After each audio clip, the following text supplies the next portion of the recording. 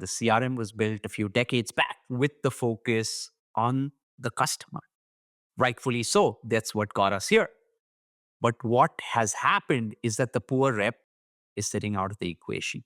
We want to bring them to the center, really serve them, serve their managers, and help them understand what are the drivers for their performance. Today, as we speak to a bunch of managers, what we repeatedly hear is the one on ones are around, hey, you're struggling with X, you're struggling with your Coda team. These are the 20 things that I did, or these are the best practices, or this is one anecdotal input from your Gong call.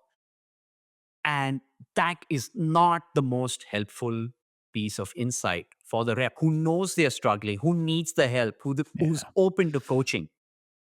Yeah. This becomes that vehicle to have an effective one on one between the manager and the rep.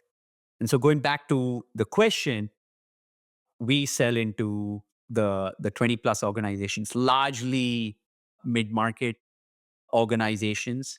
And what we found is that when some of these become really clear, when there is a earnings miss, so when there is a outcome that is really hitting the organization as a whole, we get called in to understand the underlying drivers, begin to start with a team. We start with a proof of value.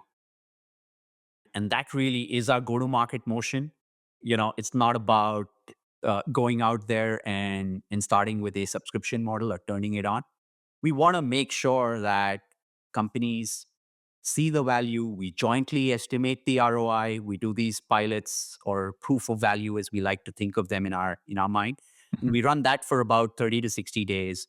We begin to prove it out. We shape that ROI together. We pick a few underperforming managers and their teams, and we look at before after. And that's when it becomes really clear on the kinds of insights that every individual needs, particularly the underperformers. As we surface that, that case becomes really clear.